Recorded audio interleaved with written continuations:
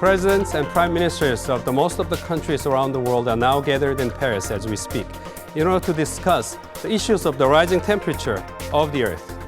UNFCCC COP21 it is called, and what it means is Conference of the Parties, 21st one of it, for the United Nations Framework Convention on Climate Change. And that's what we're talking about here today, what the results of this gathering could mean for the world as well as Korea. And it's all coming up in this program, Upfront.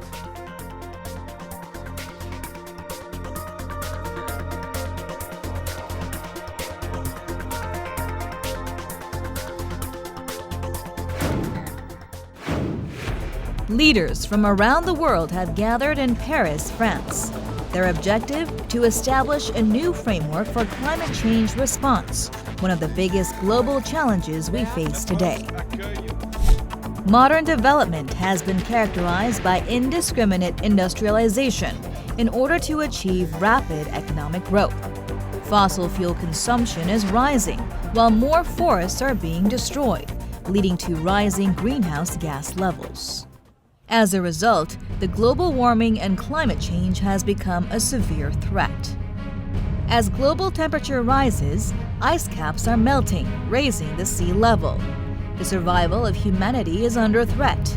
Already, natural disasters like drought and floods are causing damage around the world. The UN Framework Convention on Climate Change, or UNFCCC, was established for the international community to seek solutions for this man-made risk. The UNFCCC was first adopted at the UN Conference on Environment and Development, or Rio de Janeiro Earth Summit held in Brazil. It created a framework for national to regulate greenhouse gas emissions. Leaders from around the world have been meeting under the Annual Conference of Parties, or COP, to discuss the implementation of the Climate Change Agreement. At the third session of the Conference of Parties to the UNFCCC held in Kyoto, the Kyoto Protocol was adopted, which defined emission reduction quotas for advanced nations.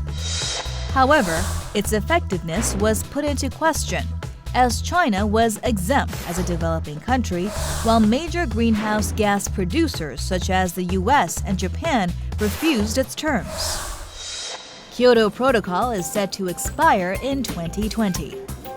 At COP21, currently taking place in Paris, a new climate change framework is expected to be established. Upfront discusses the COP21 and strategies for the new climate change framework.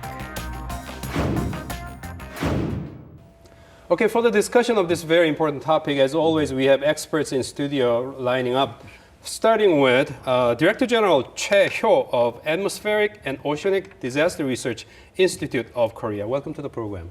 Thank you, Dr. Kim. And next, Professor Hee-jip, co-chairman of the Korea Energy New Business Committee of the Ministry of Trade, Industry and Energy. Welcome back. Thank you. And next is Professor Ahn Nam-sung, president of the Korea Society for Energy Engineering, and also former president of Korea Energy Technology Evaluation and Planning. Welcome to the program. Thank you.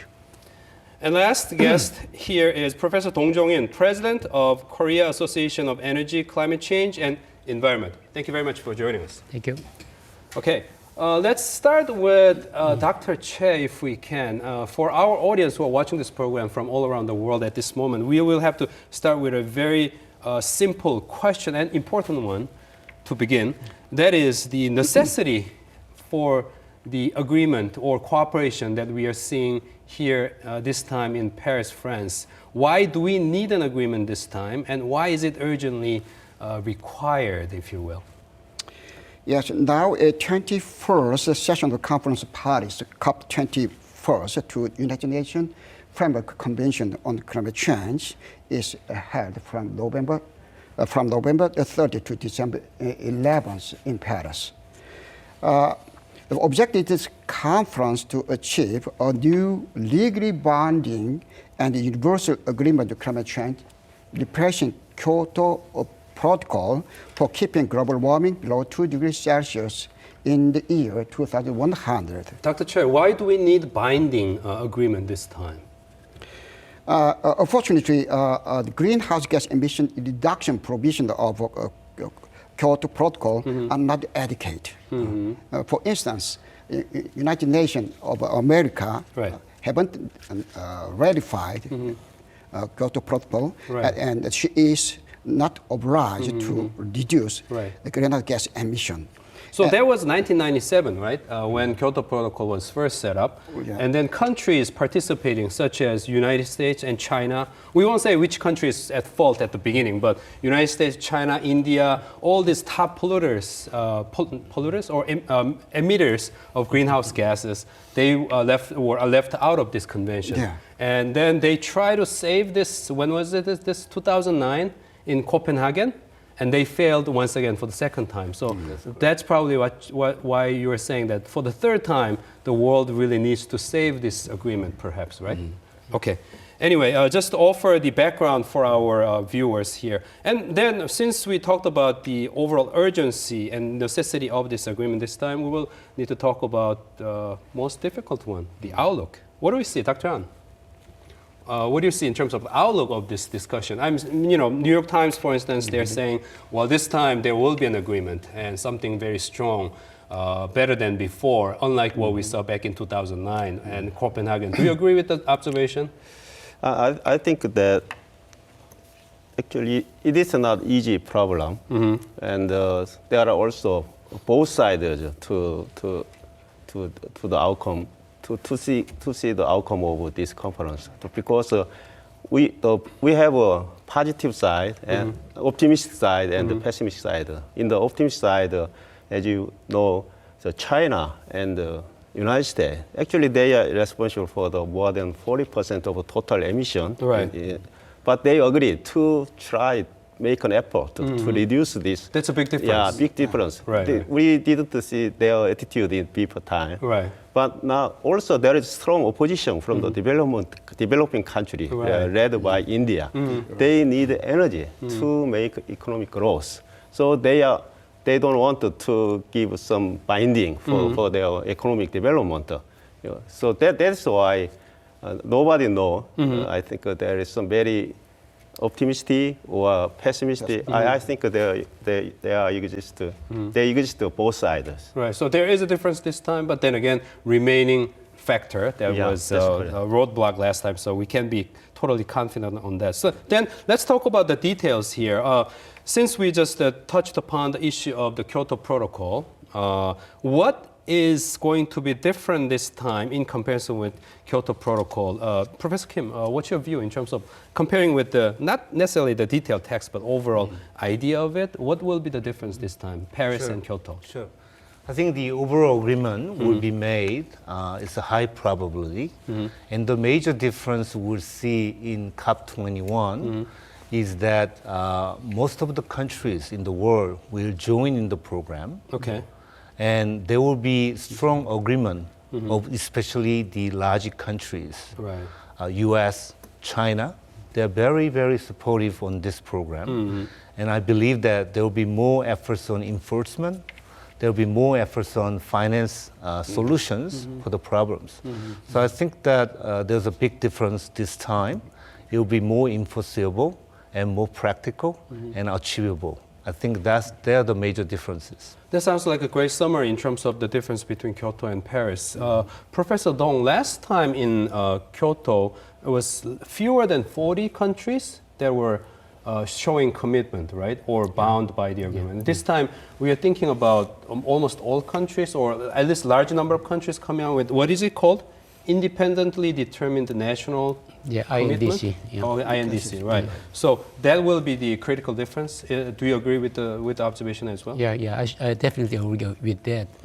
So Paris, COP21, meeting is very important for save our Earth.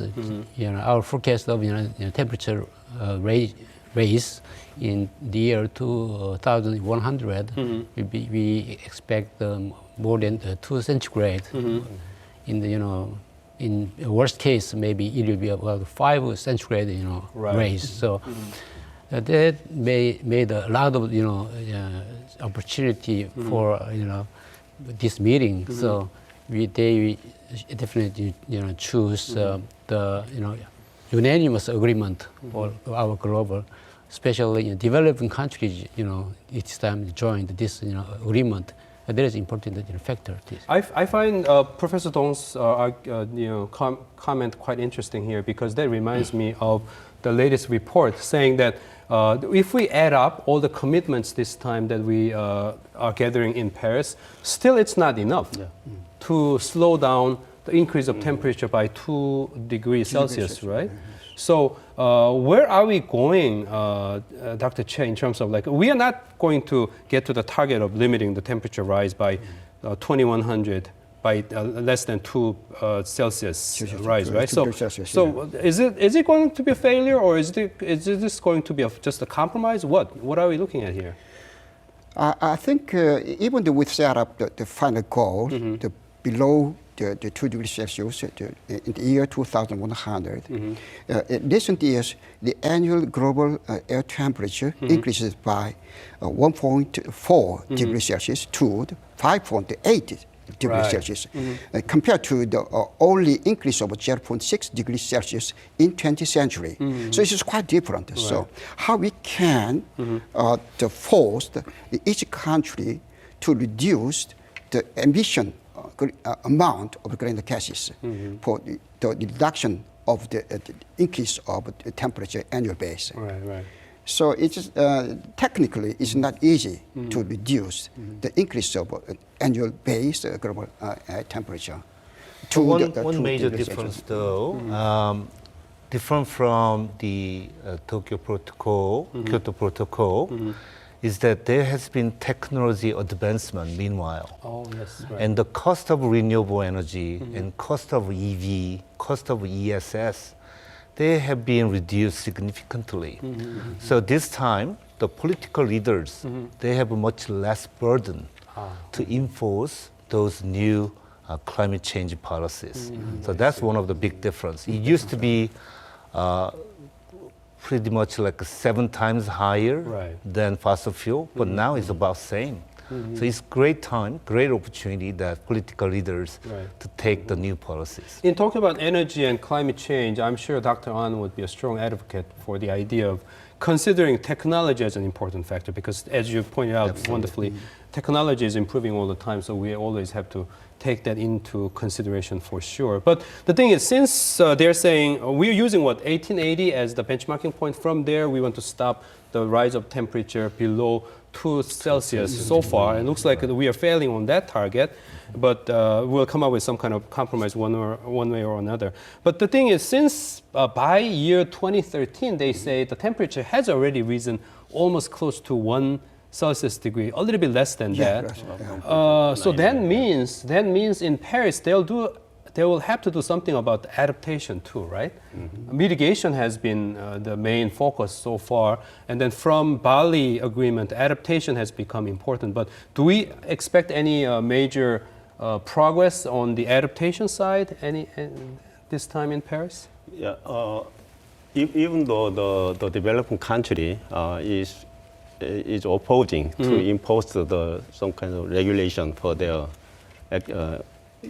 the obligation. However, still there is some opportunity to make them join this conference, because if you see some kind of technology innovation program between India and France, they agree to develop some kind of technology development program. They invest a huge amount of money. That if the advanced country contribute, provide some funding to support poor country, developing country, then maybe they are very willing to join this kind of conference. If not, they think they have the right to use carbon for their economic growth. Because the current crisis comes from was created by the advanced country, not by themselves. So that is a big difference. However, but advanced country provide some advanced technologies or other fundings, then maybe they can make the developing country to join. So just like what happened in Copenhagen 2009, the agreement between the developing country on one hand and developed countries will be key factor in determining the success this time, I suppose. But talking about developing country, developed country here, Korea is in a funny situation, right? In Kyoto, we celebrated because we were classified as a developing country. Professor Dong, what do you see this time? Korea and China, right? China together also. China has a responsibility too. What's going to happen to our status? Any expectation? Yeah, we are now entering the developed country. In terms of global issues, we are just upfront of these issues. So we should act, and we should try to develop technology. Also, important is I think one important factor is fund. In other words, technology. Right. So we GCF is hosted by our country in Cheongsong-do, right? Korea hosts Green Climate Fund. Yeah. Okay. So tell us a little bit about how GCF works, just briefly. Yeah, it's a kind of a network agency under UN. So you collect some fund from different country to help developed country for their greenhouse gas mitigation and adaptation also. So we should act our role to activate this global climate fund.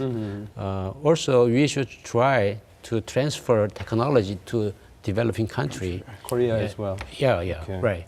So we have a very powerful technology background in Korea, like semiconductor, IT. So I think it is very good chance for Korea for this greenhouse gas technology development. I see. Okay. So we have sort of like sorted out pressing issues and overall factors to determine overall outlook for the conference for now. So we will move on. Before we move on, however, we will connect with an expert. Actually, this expert is participating in this COP21 in Paris as we speak. So we will talk to him. We will connect him through our network here. The expert's name is Professor John Byrne. He is a distinguished professor at the University of Delaware. He, I understand, is participating at COP21 in the capacity as a chairman of this Foundation for Renewable Energy and Environment. Thank you very much, Mr. Byrne, Professor Byrne, for joining us. My pleasure. Okay, first question. We've been discussing in this panel about the key issues that may stick in terms of like in their discussion in Paris at this point. What's your overall outlook for this kind of contentious issues being sorted out? What do you see ahead here? So the Paris meetings are producing the accord that we need for international action. And I think the most important improvement is to have transparency in how our performance as nations under this accord will be measured over the next decade. Professor Byrne, I understand that you are working with the your organization, Foundation for Renewable Energy and Environment, that is working with the city of Seoul in terms of creating joint project here. And what are some of the key points of this joint venture? Please tell us. Two measures are being discussed in particular. The city can provide leadership to its citizens and businesses by introducing much more efficient energy technologies in its own buildings. So we are discussing a public sector-oriented project. And the second, I think very exciting, is to utilize the rooftops of public and commercial buildings in the city to collect solar energy and provide an electrical energy option that the city can itself generate. And in that regard, I just want to mention, with just 30% of the rooftop area, the city could actually provide more electricity than it needs during months like May in several of the daylight hours. So that's a really exciting opportunity. Professor Byrne, we understand that a lot needs to be done after this Paris gathering, especially cooperation between the governments on one hand and the private sector on the other. So what are some of your advice for instance, to the industries, maybe perhaps to Korea, as well as industries around the world in terms of what they will have to do to deal with the aftermath or the result of this Paris conference? Oftentimes, for example, companies in Korea have a lot of vendor relations. They could put into those relationships a sustainability criterion. It's very popular these days to disclose your sustainability performance, and so I think our business sectors can do that. Certainly our cities and provinces can implement these kinds of actions, like I suggested, a solar city model. And I think our citizens, most importantly, are the real determinant, because if they support, not only in their own individual activities, but also through their political support, we can really make progress in a significant way. And we need to. We have a big challenge ahead of us. So. Okay, Professor Byrne, thank you very much for your comments. I'm sure it was extremely helpful for our viewers. Thank you very much. Okay, now we will move on to President Park's keynote address that she delivered in Paris, and we'll discuss some of the key points after that.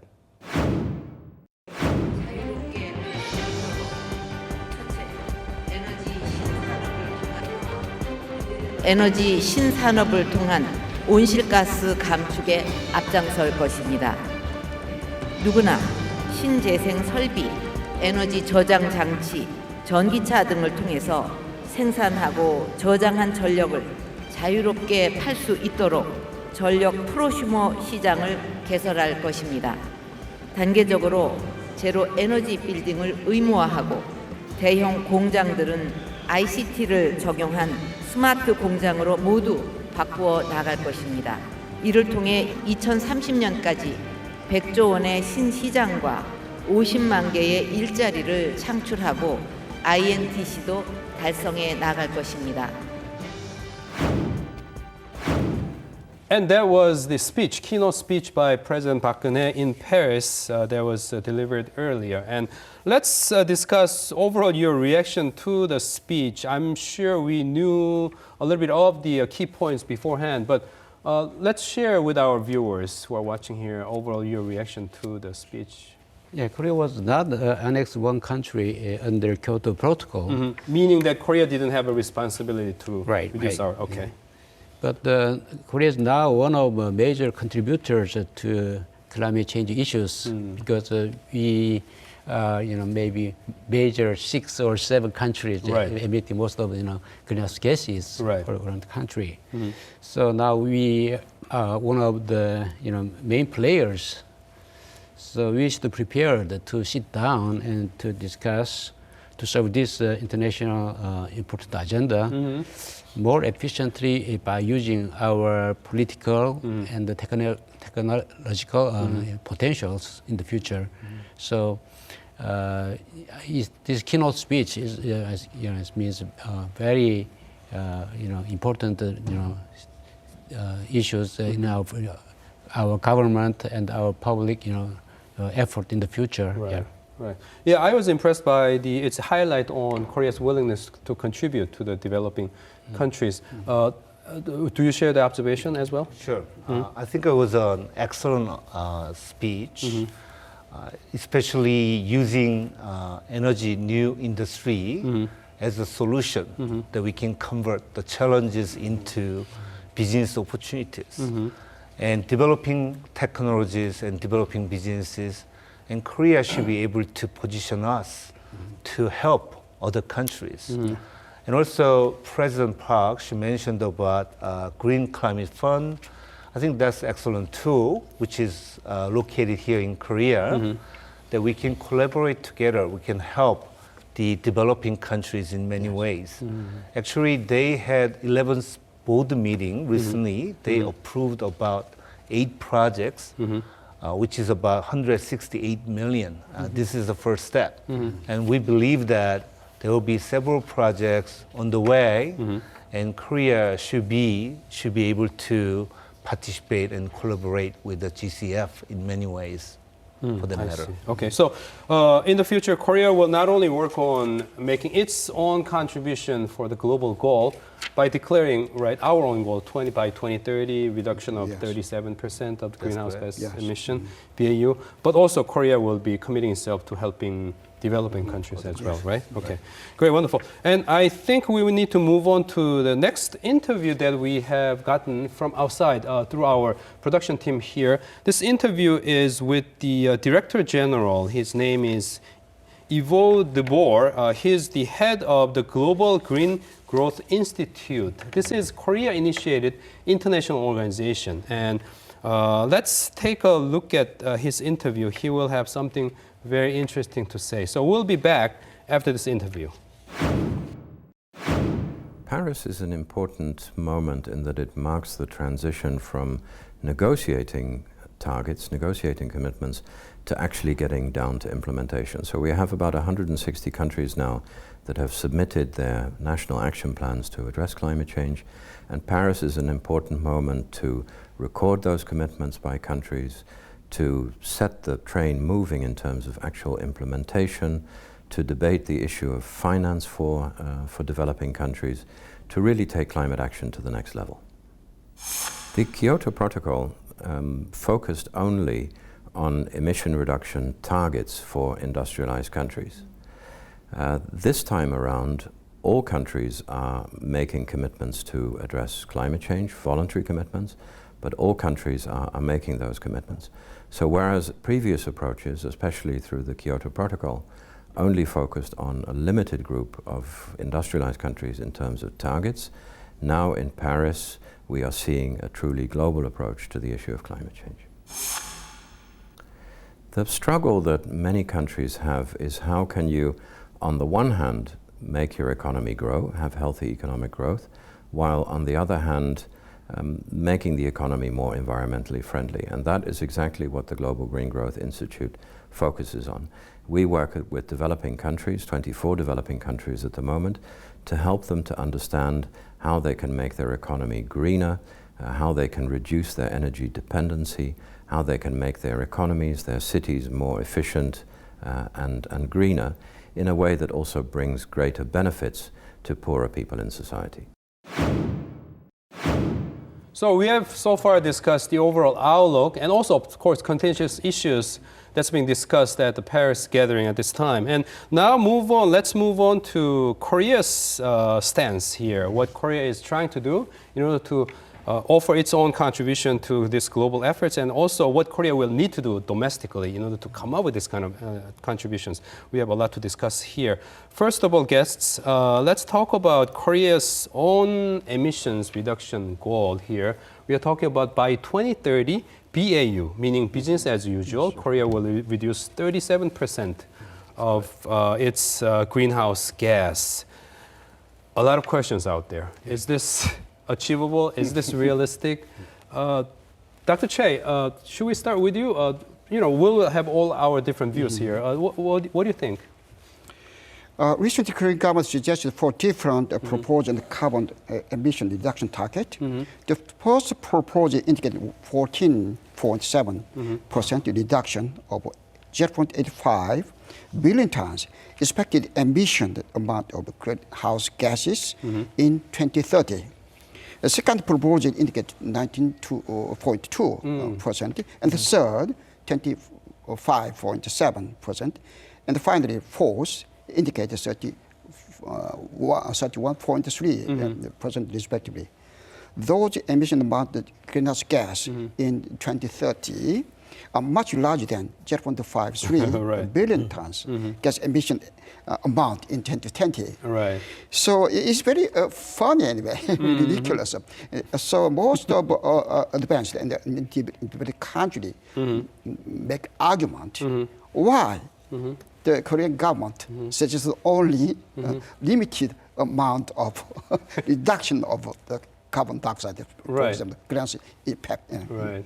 So the industry side, there is a great unhappiness about this ambitious goal declaration, but there are a lot of points to be discussed here, right?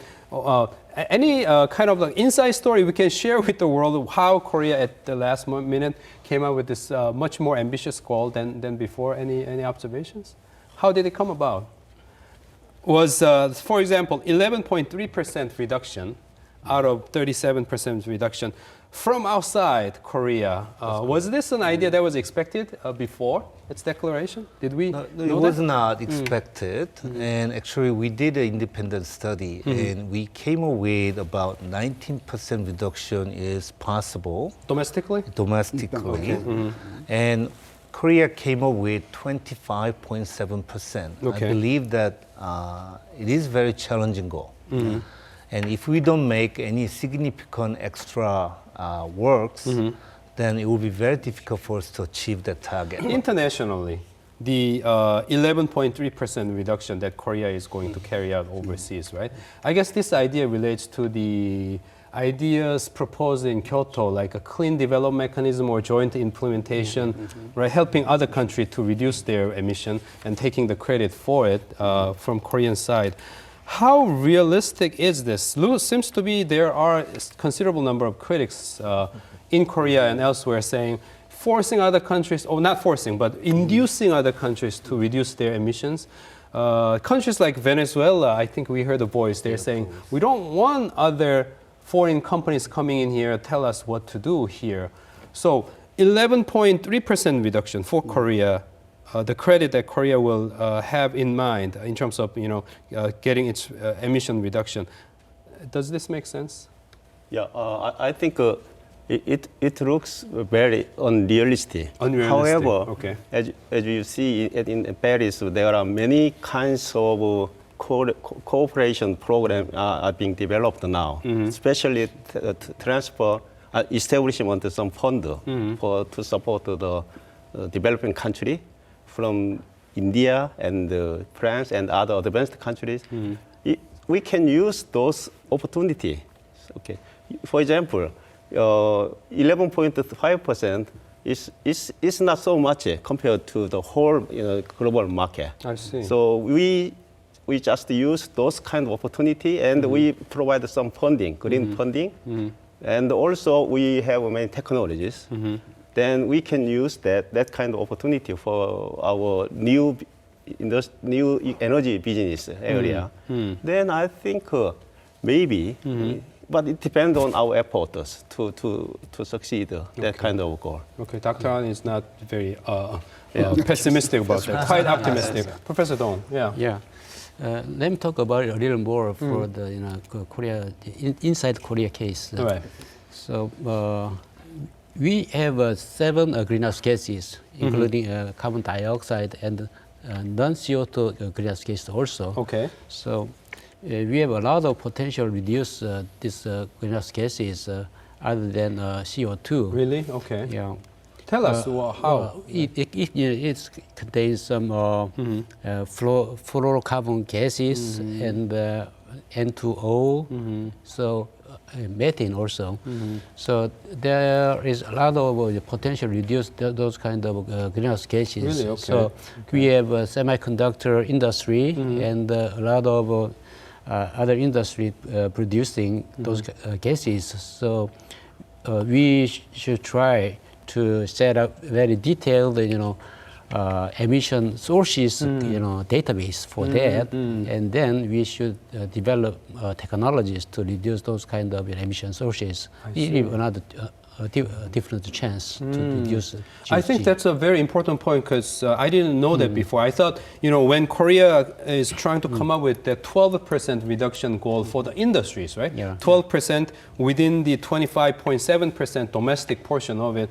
I knew there have been a lot of opposition from the industry. But Professor Dong seemed to indicate that there are, should we call it easier opportunity? No, no nonsense targets where we can work on. That's what you're saying.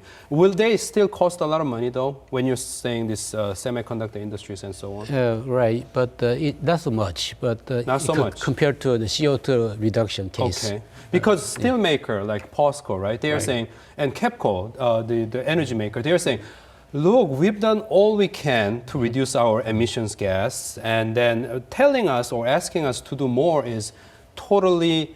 They didn't use it nonsense, but it's just beyond reason. But you're saying some of the semiconductor makers and others could actually do that much easily.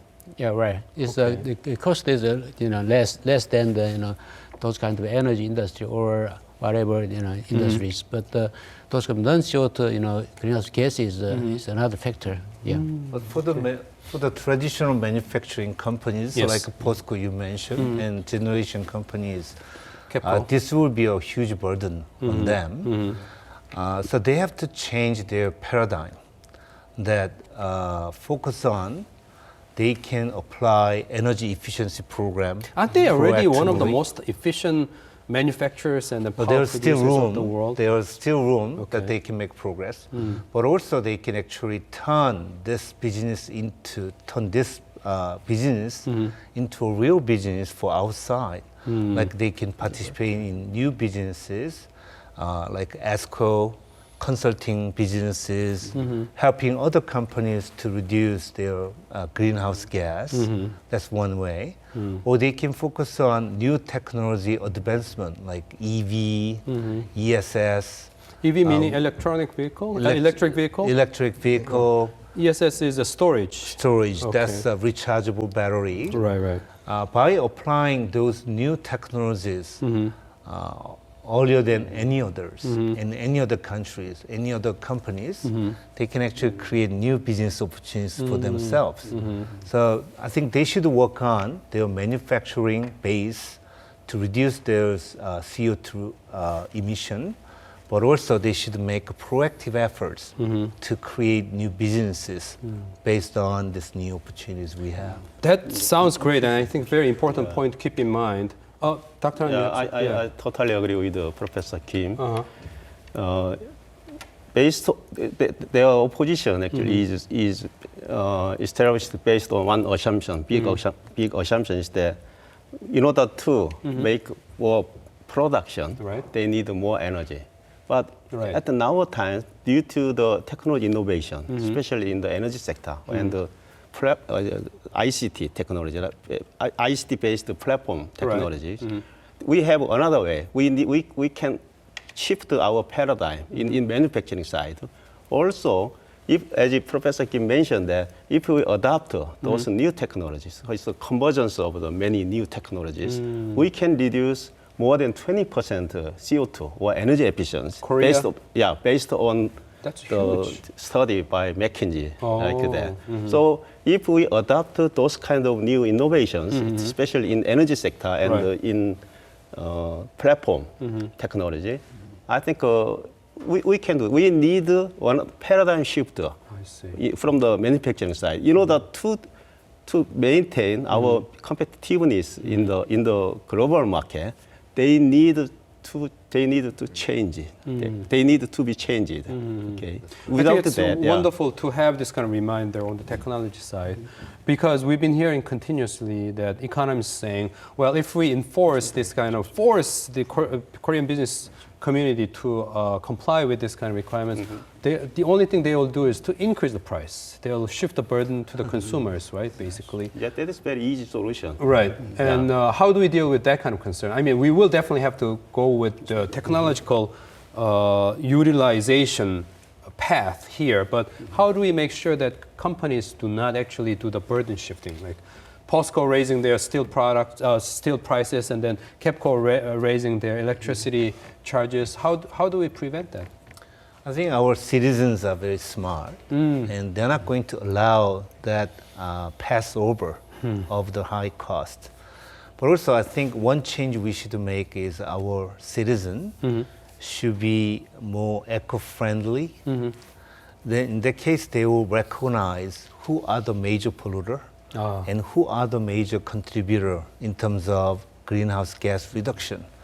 And I think that will be very important in the future, that Korean citizens, Korean people will make efforts to reduce greenhouse gas together, and they will have higher expectation on the manufacturers on that standard. Public awareness, that will be the key thing. Professor Dong. Another thing is that government involvement is very important for these issues. We should introduce, I think, new systems. I'm sorry. like an emission trading system. ETS, right? Yes. Right. And we should minimize the cost for the reducing the emissions. So from this year, 2015, they started to introduce emission trading system for Right. greenhouse gases. Right. But our perspective is not so positive about that. Right. So we should analyze the efficiency of our emission trading system. And another thing is some financial environment of government side do you is mean? important because this kind of new and renewable energy Right. is cost a little high. The You're conventional saying we need energy, more right? government support for the renewable energy development? Yeah, for technology development, and sometimes maybe we should think about the subsidies. Yeah, because their price level is quite higher than the conventional energy sources. Right, So it is not easy, for the public or industry introduce their more expensive energy sources. That reminds me of the recent controversy over solar energy development. Different governments putting in subsidies like Chinese government and others, and causing a lot of concerns and problems. As a technology expert, Professor Ahn, what are some of the renewable energy areas where government support will make a difference in the future in Korea? Nowadays, our government actually policy regarding renewable energy is very similar to the United States. We are adopting the RPS, Renewable Portfolio Standard. I see. And they actually provide some amount of electricity from the renewable energy. I see. So that is the obligation of the generation company and the electricity company. However, I think that, as I told you, if I am opposing to support more. That's what economists will say. From the government side only. Okay. We have a market, Right. as I mentioned that maybe in the future, because of this kind of COP21, Right. there is a huge market for solar industry. So we need to use those markets. Domestic solar market is very small compared to the global market. With our solar industry should going forward to the global market. I see. I agree on Professor Ahn. I think Korean business leaders, they have to change their mindset. That's correct. Yeah. If you look at the global leaders like Google, Apple, Coca-Cola, IBM, Right. they're all very proud of themselves being proactive and being the leader in greenhouse gas reduction program. And now still, a lot of Korean business leaders, they think this kind of climate change effort as an expense. Yeah, they've been rather complaining than- all the time, basically. Rather than Right. opportunity. But I think that this is a great opportunity to be the real leader in the world as a global company. And also, as Professor Ahn suggests, that there will be some opportunities they can utilize moving into new businesses like EV, ESS, as I mentioned before. We'll have to move on and wrap up this discussion with the remaining time. In our last segment, we will talk about the specific challenges that Korean businesses actually face at this moment, and Korean private sectors, what they will have to do. Okay, now we'll be connecting to another expert who is in Paris at this moment. Henry Wiseman. He is the Senior Research Fellow at the Energy and Climate Program, IDDRI. Mr. Wiseman, thank you very much for joining us. First of all, first question here. We understand that you are joining or you're participating in this Deep Decarbonization Pathways project. Tell us what this project is all about. The Deep Decarbonization Pathways project aims at considering what it means to take seriously the 2C limit. The international negotiations are completely framed by this objective, which is to control the increase of global temperature below 2 degrees C compared to pre-industrial level. And scientific evidence, notably by the IPCC, demonstrate that this means that if we want to stay within this limit, the emissions global greenhouse gas emissions must decrease to almost zero by the end of the century. So what we've started to do with this deep decarbonization pathways project is to investigate what it means for countries, for individual countries, and until now we've been working on 16 countries among the largest emitters, including Korea, in order to define what a deep decarbonization trajectory can be that define the short-term measures that must be adopted now in order to define a path. So the time horizon we're considering is 2050, that can by 2050 provide very low level of emission on the path toward this very low, almost zero energy emissions by the end of the century. Okay, then what are some of the ways to seek growth while reducing carbon emissions? That is one of the biggest challenges that the world faces. But what are your suggestions seeking both growth and then reduction of carbon emissions, carbon gas emissions here? It appeared that there are three components of the transformation that need to be implemented in any way. These three are what we call the three pillars of decarbonization, which are first, and maybe the foremost, the energy efficiency. Energy efficiency is really a crucial component because it facilitates all the other action. So the best way to decarbonize is just to try to promote every possibility of efficiency in order to make it possible to satisfy the needs of the people. So for example, mobility, heating, industrial production, so all the energy we need, but with less energy input. So this is energy efficiency, the first pillar. The second is deep decarbonization of energy and in particular of electricity. Electricity is in many places today still very carbon intensive, produced with coal or gas. And what our analysis demonstrated that electricity, it is instrumental to decrease the carbon content of electricity, notably by promoting the diffusion of renewables at the maximum extent possible. And this second pillar is even more important when considering the third pillar, which is fuel switching. What we are, we need some energy to do our activities in end uses, and the decarbonization requires that this energy is deeply decarbonized. So instead of using, for example, fuels, for example, instead of using coal in our final uses, we need to move toward these low carbon energy carriers. So when electricity is decarbonized, then it becomes an option for deep decarbonization in the end use sector also. Okay, let's wrap up our discussion by touching upon some of the issues about what Korea's industries will have to do in order to deal with these changes that may be proposed in Paris as the last days of this gathering is approaching to us. Okay, first of all, what's happening in terms of the Korean industry's preparation in dealing with so-called the post-Kyoto system or the Paris system, whatever we call it, new climate change cooperation system? What can we say in terms of what Korean industries are doing at this point? I think as President Park mentioned in Paris, Korea recently produced the new energy industry strategy. Right. And it's good timing, very timely, that government is providing some guidance on what are the future areas that Korean industry should focus on. So I think it's good for the Korean government come up with new energy industry strategy program at this point. And according to the program, the Korean government will create electricity prosumer market by 2017. Right.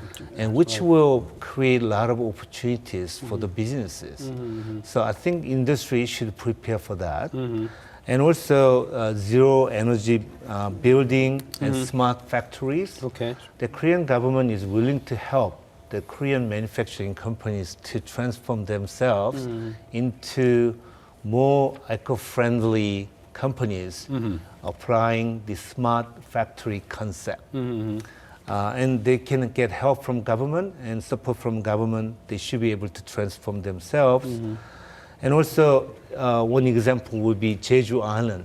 Right. Korean government specified that it will make a carbon-free island by 2030, and it will change the entire cars with EVs, I see. electric vehicle, by 2030, which is about 370,000 cars, I see. which is a very ambitious target. Right. But I think by achieving this, the industries will be able to be in the position they can apply the new technologies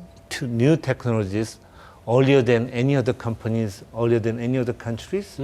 We might be able to create a big new industry here in Korea. I see. Professor Ahn, what Professor Kim has mentioned so far, are they included in this like 2030 whatever energy plan by the Ministry of Industry and that's Energy? correct. Is it? Are they all part of this? Yeah, that's correct. In addition to his comment, I'd like to add a little more comment. In the manufacturing industry, there are 3 areas to reduce the emission. The first one is they need to use low carbon energy. Of course. The second is actually they need to use improve the process by using platform like that. Right, And like a smart factory, our government is focusing one of the big business proposed by the government. That is they focusing on that issue. Then also the last one is that actually they need to develop their own carbon footprint program. Those 3 are integrated, especially the platform business is, for example, is introduced in our manufacturing industry. They can reduce their carbon CO2 dramatically. So we need also, in case of low carbon energy, they usually use electricity. In that case, electricity should be generated from renewable energy or nuclear energy, like carbon-free energy. But they can build their own energy system with solar based on storage system, using solar energy, and they store their energy on the ESS or electric vehicle like that. Then they can use those energy. Nowadays, their cost is reducing dramatically due to the technology innovations. So if they adapt, and as Professor Kim mentioned that, if they also use the new energy, new energy system, new energy industry, then maybe they can.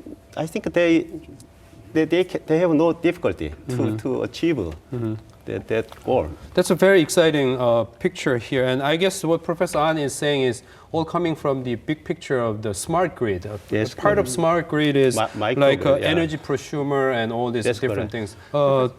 Dr. Choi, we need to wrap up this discussion. This is a discussion that requires much more time, but we'll have to wrap up our discussion here today. Any final words on what Korea needs to do and what you see ahead here? Yes, first of all, I would like to suggest to establish a smart grid network system to watch a real emission of the carbon dioxide and methanes from the factory, even from the vehicle on the road, and including the resident area, nationwidely. And this is very important to estimate the real value of BAU. So BAU is a very moving value. That's true. So in order to establish the effective policy to reduce greenhouse gas emission reduction, we have the very effective network. So nationwide smart grid network system is inevitable. Once again, reminding us, what's important here. Of course, as you mentioned, smart grid is an important thing. I'm sure all of you will agree that we will need perhaps another session of this kind of discussion in order to cover all these exciting developments of the technology and policy areas as well. But we'll have to wrap up our discussion this way. We want to thank you very much for your wonderful contribution today. Thank you. And we want to, of course, thank you big time, our viewers who have joined us from all around the world for our very important discussion today. And for sure, next time, we hope you and we want you to join us once again in this program, Upfront. Until then, goodbye.